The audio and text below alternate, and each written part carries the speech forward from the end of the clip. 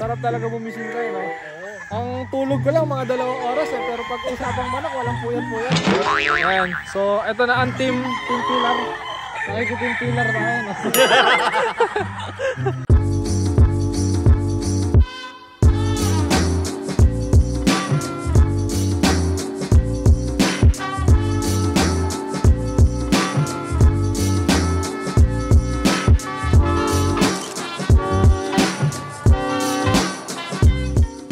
Good morning mga idol, no? Nandito tayo ngayon sa Pillar Farm mga idol.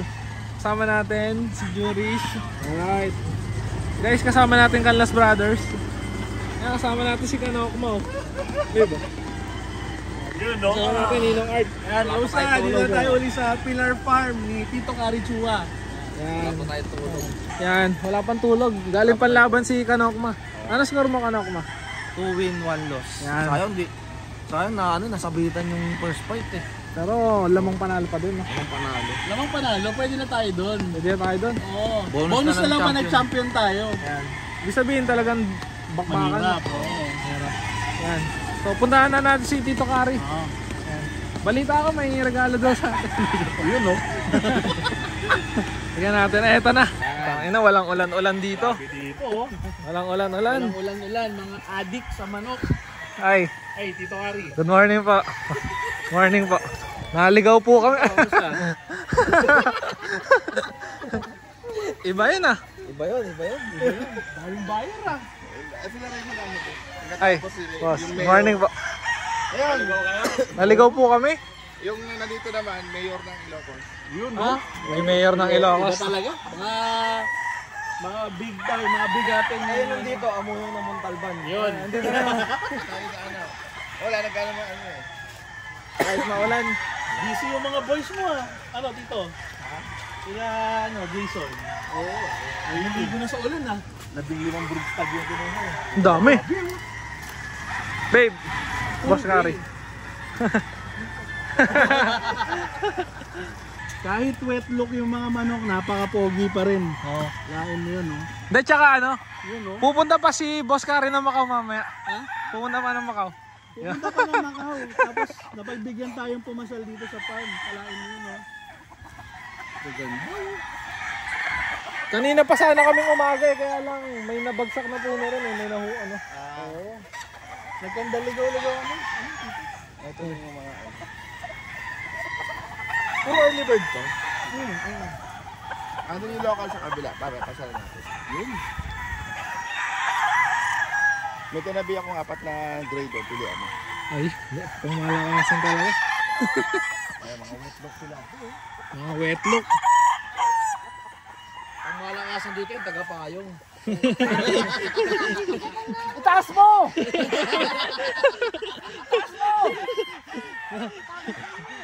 Nangangalay.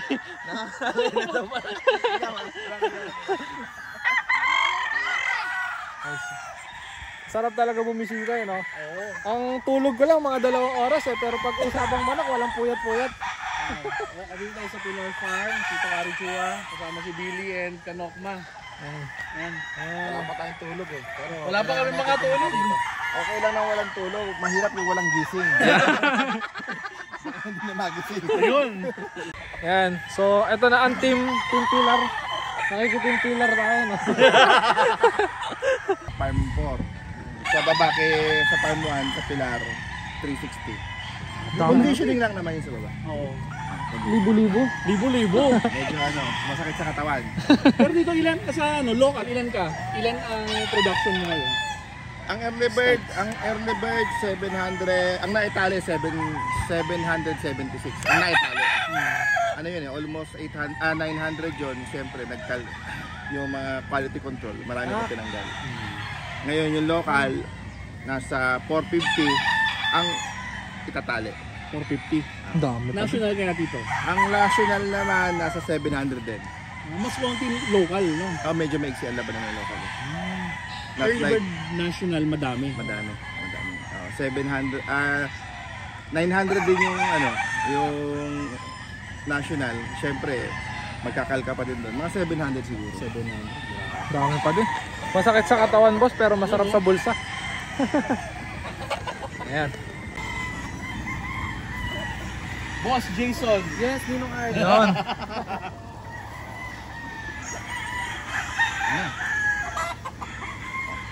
Pasado. Class A.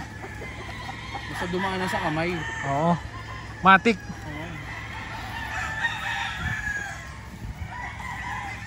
May isa lang po kayo ngayon, boss. Wala akong ano eh, actually wala akong late born. Walang Hindi na ako nag-late born kasi ano na eh, talagang wala na akong tatalian talaga. Off season wala na din. Wala na rin. So hindi na kayang i-accommodate ng part. Sagad na yung yung national. No? Babae tito, ilan ang production? Madami din. Marami, mas siyempre ano naman yun eh.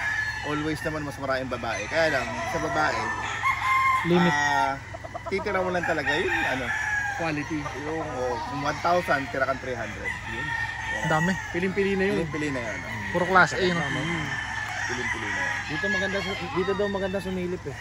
Silip tayo dyan, silip. Diyan, wala naman siya. Wala naman. Pahinga siya ngayon. Diyan sa na yan, sa battery. Yung fault part sa Black Hat family galing. Hat family galing. Ito, ano pa rin ito? Green-legged sweater. Yun, no? Pangalawang taon ko lang ang gamit siya. Nakakuha ka dyan eh. Ganda naman yan. Di ba Card nakakuha ka? Oo. Yung unang anak siya na Siya nakakuha. Nakakuha pala tayo ng unang anak. Buenas.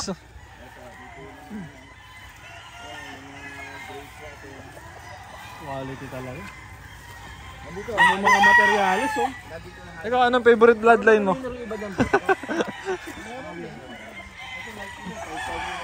Ito may istorya to.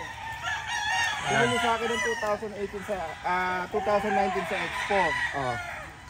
Pagkatapos nilaban nila, nakailan laban, hanggang ng pandemic, nilalaban nila, naka 5-time winner siya, binayback ko siya. Yung magkano binili niya sa akin to 30,000, binayaran ko sa kanyang 50, may kasama pang isang boot start. Okay, alis ano na to eh, yung markings ito pa wala na, buti na-recover ko siya. Grabe, no? 5 Yung times importante, winner. Nabili ng 30k tapos binayback ng 50k. compare natin na 2010. Ding Fair 2010. Puro kumikinang yung itsura eh, no? Ito imported naman na yellow-legged hats ni Crawford Country. Crawford. Ang meron tayo eh, galing kay Crawford Country. Na ano? 20 Grand Kelso, di ba? Ayun, 20G. 20 grand. Ito imported naman na Philip Holloway. Yun, ano yung nada na to, Tito? 5K. 5K. Palitan na rin siya pero try ko pa rin kung siya na lumaban. Ito yung mga Joe Zanino mo. Joe Zanino ba, Tito? Dale Cantrell yan na Zanino. Maganda yung kanawayan din, no? Ito yung mga nilalaban sa World Splasher. Ayan. Yung mga kanawayo naman, yan, native line. Galing naman yan, yung tatay naman yan. Joe Redmond. Ay, Jordan. Puro imported din talaga. Oo, kaso ang nagpagaling dyan yun doon sa kaibigan ko kay RG Manzanilla. Yung kanawayo niya doon po itinros. Hindi niya matrace kung ano yung kanawayo niya na yun. So, yun ang inano ko. Doon lang sila. Pagkatapos, meron siyang dash ng dugo ng Melsing.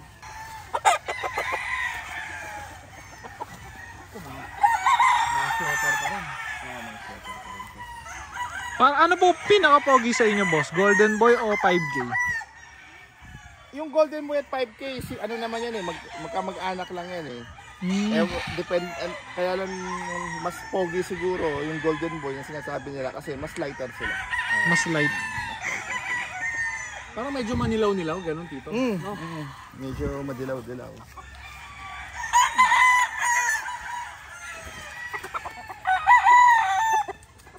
Ito yung tatay yung Ding Fair. Ding Fair. Ganda.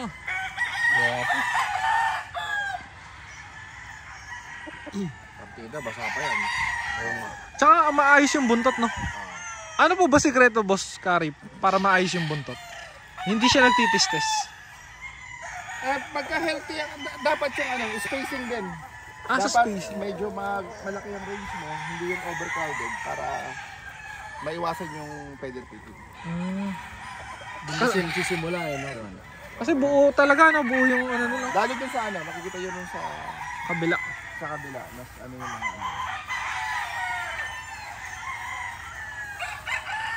Di tuloy ako masyadong makapag-video. 11-year-old na yata. Grabe, 2014 eh. Pero ito, ano pa to, nagagamit pa dito yun. Ngayong season, meron siya naging sa dami-dami. Yan mga idol, no? So medyo maulan dito ngayon sa Bataan. Yan, kasama natin Boss Kari. So maambon, siguro raining season na. So hindi tayo makapagpalipad ng drone mga idol eh. Sabi ko kay Tito Kari na siguro next next batch na lang, no? Part 3. So ibig sabihin pinapabalik kami ng panahon. Ayan. So sabi ko nga kung malapit-lapit lang kami dito baka halos every week nandito kami, pero siguro ang biyahe mga nasa 3 hours ata. So depende pa sa traffic, no? 3 hours papunta, syempre pag pauwi mas malayo. Tsaka pag kumuha kayo rito, open naman, madalas dito si Boss Kari. So pwede kayong mamili or pwede niya kayong pilian. So yung Pulse Park natin mga idol, dito natin nakuha kay Tito Kari, no? Yun, no?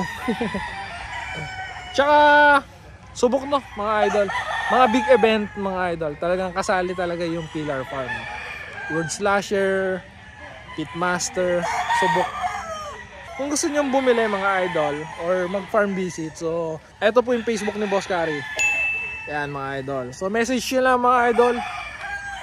Napakalupit, napakabait. Tsaka bibigyan kayo ng mga magagandang materyales, no? Yan, ikot-ikot tayo mga idol. So pupunta daw tayo mamaya ng Farm 3 and 4. And then yung may dinidevelop daw dito na mga 6 hectares mahigit. Yung Farm 5 and 6, no? So parang every 2 years ata yung expanding ng farm dito sa Pillar Farm. So napakahirap i-manage na itong farm mga idol. Pero pagka magaling ka talaga at maganda yung sistema mo, is lalaki ka na. So yun, maambon pa rin. So sana makapagpalipad tayo ng drone mga idol. Time check natin, mga 9:30 na. Alright. Sold, no? Max 9 years old. Ano lang dito, tiyagaan lang kasi Kasi meron naman taon talagang hindi sila fit mangitlog. Ano gamitin? Pagka sumariwa sila, gamitin mo. Pero Kumbaga, po wag mo silang persahin. yung 9 years old, ano na siya? Malakas pa rin pong si Miguel.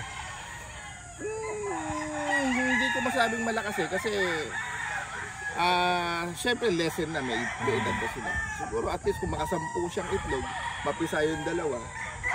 happy na. So, happy ka na. At least Kasi ano kumbaga talaga through the years, nagpuproduce pa siya. Kasi Galing. yung mga gano'n naman yung mga gano'n naman age ng mga babae, kumbaga hindi mo sila pwedeng persahin. Hintayin mo yung availability nilang fertile sila. So makikita mo naman pag healthy sila, ibig sabihin mag-egg, mag-lay pa rin sila ng egg. Hindi lang natin alam kung mapipisa pa. Oo. Parang babae lang yan, no? Ano yun? Kailangan Single Pagka mom. kasi meron di ba menopausal stage, sabi nila hindi na mag-aanak. Meron pa nga dyan. Menopausal baby. Menopausal baby. So, Early bird, local, national. nasa 160. 160. Sa early bird, tas local, national, ganun din. Eh, sobrang dami inahin nun, no? Oh, 160 was at least may mga 500. Grabe. 500. goal. Sarap nun ah, no? Pero kailangan, bago ka makapag-produce ng gano'n, may mga buyer ka rin, di ba? Oo, Ang dapat hirap eh. na, kasi mahirap ngayon. Hindi naman mura yung feeds. Oo. Hindi naman mura yung sweldo ng mga tao. Hindi mura ang bakuna. At lahat ngayon mahal eh. So kailangan ng rin. Pagkatapos nandiyan pa yung mga challenges na dapat i-anticipate mo dahil hindi natin alam ang daming mga variant ng mga virus lalo sa mga game fowl. So hindi ka pa pwedeng kumbaga humanap ka ng target mo kasi nga livestock yan may buhay yan. So for me, kung ano lang yung kaya ng lugar, kaya ng bulsa, dun lang, wag nang maging greedy na Sobrahan. sobrahan na kasi kayo din na mag-asuffer saka yung quality rin na mag-asuffer. So, mas maganda yung mas maluwag talaga. Yung lang, tama na. Maluwag sa space mo. Maluwag sa space. Oo, ano ba, yung dami, dapat mas malaki yung space sa mo. ngayon, sa technology naman ngayon, madali na magpadami. Kaya lang, yung syempre, yung spacing. Spacing. Saka yung, budget, no? Oo, yung Isa pa number yun. one. Oo, kasi ang manok naman, hindi mo pa pwedeng sabihin na wala tayong pampatukaw, wala kayong kumain na. Ito lang muna sa ngayon. Oo. O, fasting tayo ngayon. Tayo, hindi po pwedeng gano'n. Kay Boss Kari, kahit libo-libo kaya eh. No? Kaya. Payat, basic ano. Ano lang naman, kasi nga, nakaprogram. Kumbaga, pupondohan mo. Kasi mahirap yung magbabakasakali ka na, kaya mo yan. Pagkatapos, magkakaroon ng problema, sandali mo manok. So, parang ano eh, di ba? Sobrang sakit sa ulo. Masakit talaga sa ulo. At saka bago napunta sa dito Kari sa ganyan, ano na yan, proven and tested na yung sistema. Oo. Diba? Unti-unting tinaas Pulido ang na, no? production. Pulido. Hindi, ano naman eh. Kumbaga, hanggang ngayon, learning pa rin tayo. Hindi mo naman kasi every year merong bago. Every year merong mga technology na bago. So, ganun ang ano. Ang minsan maganda production mo, next susunod na taon masama. So, kumbaga unpredictable talaga ang breeding. Hindi basta-basta breed ka lang. Dapat yung mga consequences na darating, saka yung mga challenges, anticipate mo na. Paano po ba malalaman pag naging successful ang breeding, Boss Kari? Pag nananalo ang manok mo, Pag nananalo?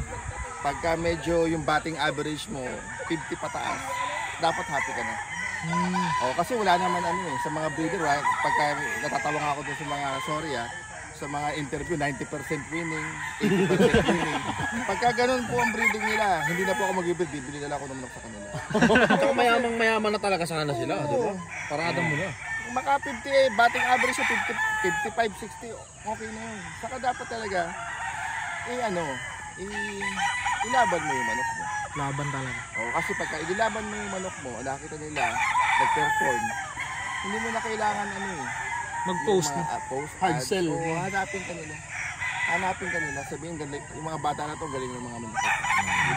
So, yun, for me, dapat, pag nag-breed ka, Testingan din. kahit hindi ka gambler, syempre, laban mo rin yung manok mo. Kasi hindi ka naman mababandingan ng mga asosasyon ngayon kung hindi ka lalaban, di ba? Tama. Yung iba kasi, hinahabol na mababandingan lang para may event yung manok. So, yun. For me, yung testing ground yan nasa Sabungan. Para makikita mo rin naman para next year, kung makapag-adjust ka kung ano kulang sa manok mo, or sakto na, yun. I-repeat na lang pag sakto, no, Tito? Improve mo pa. Kaya nga yung Sabo ngayon, never ending learning yan. Kumbaga, taon-taon yan, gusto mo lahat ng magmamano, lahat ng Sabongero, gusto nila i-improve pa yung manok. Yung basta learning, continuous learning process na lang. Oo, walang ano yan. Saka walang masasabog, walang magaling. Champion ka ngayon, bukas zero ka. Pero Tito, ikaw, nasa zero ka din. Lahat naman, naman. Lahat talaga. Normal. Hindi mo nakaraan, champion ka. Oo. Tapos sunod-sunod, puro zero. Hindi, nag-back-to-back champion ako. Tama, di ba? Back-to-back- December back-to-back 27, natalo rin. January 3. So maganda yung end ng taon, maganda yung simula ng taon. Tapos ilang zero yun, Tito? Puro zero. Normal na. Normal sa sabungan yan. Pag puro ka panalo, wala nalalaban sa'yo.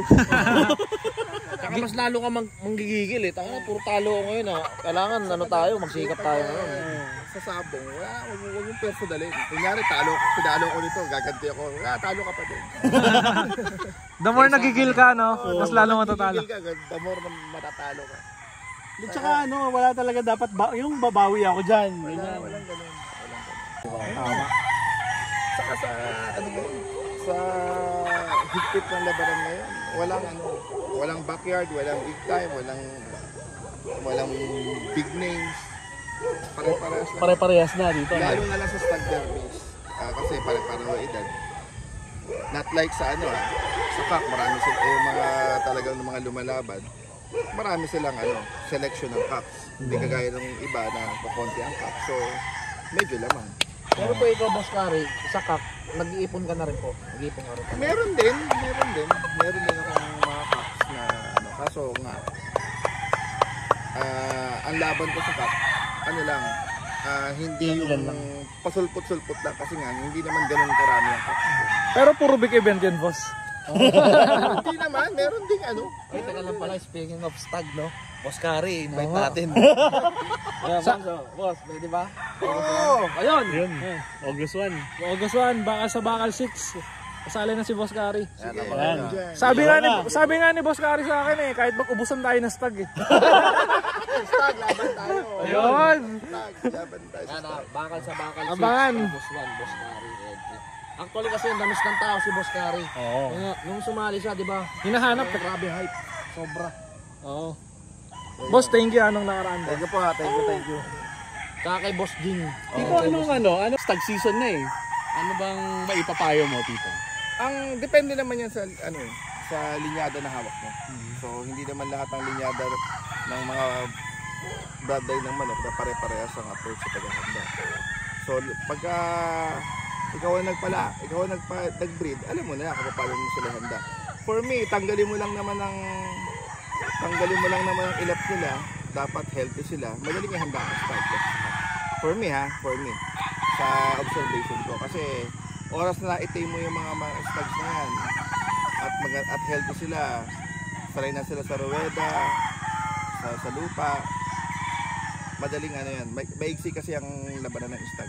Kumbaga ang preparation nila maigsi. So yun, bumabase ako dun sa health ng mga manok. Saka yun dapat yung bloodline na ilalaban mo, alam mo na pang stag sila.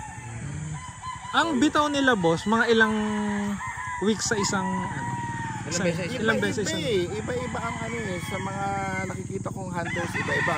Meron sa araw-araw. Ako naman kasi meron akong manok na 3 beses binibitaw sa isang araw eh. Oo, 3 beses. Meron naman akong linyada na 1 beses lang sa isang araw. Ganun. Hanggang sa matuto naman sila. Makikita mo naman yan eh. Yung true observation, makikita mo kung pwede na sila eh. So, saka doon ka na naman gabawas.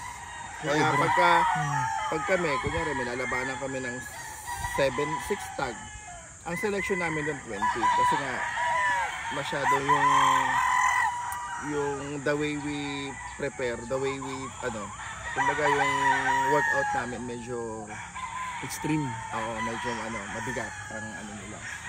O bakbakan Kaya talaga. nagpe-perform talaga yung mga manok kasi pinaghahandaan talaga. Oo, yung pinaghahandaan mo nga, talagang alam mo na ito i-score to dahil nakikita mo. Pagkatapos magdilaban mo 0. Hindi naman natin pwedeng kausapin yung manok, mananalo ka ba kayo? Hindi hawak ang utak nila eh, kung mananalo sila or what? Sige, galingan mo kasi medyo malaki posta ko ngayon eh. Walang ganun eh. Kaya tanungin mo, ano tingin mo? Mananalo ka ba? Hindi. Basta pagka nilaban mo, blind ka. Hindi mo alam kasi kung ano yung kumbaga tama naman lahat ang ginawa mo. Maganda katawan, conditioning mo, pointing mo, okay. Pero pagdating sa laban, makikita mo hindi nag-perform. So, isip ka na naman kung anong gagawin mo. Ganun lang naman. Dito po, Boss Kari, sa stag po na gray at saka sa mga pula, ano po ang pinagkaiba? Pagka hinahanda. Kulay ang pinagkaiba. Pero po sa Hindi, kasi ako pagka pumili ako ng nag-select ako, kabisado ko na sila. Alam ko na kung pwede na silang ipasok sa conditioning camp. Alam ko na. Kasi nga, kilala ko yung manok ko eh. Pero kung yung tatong mo, kung yung pagkakaiba nila sa palo, pare-parehas lang. Kasi ang selection ko sa breeding, gusto ko, kahit iba-ibang linyada niyan, mapa-sweater yan, pula yan, sweater yan, gray yan, or off-color yan. May ang style ng palo nila gusto ko iisa. So para pagdating sa hindi na sila kumbaga alam na nila sa isa't isa kung ano ipapalo nila. Yung yung style ng game nila, ng bitaw nila.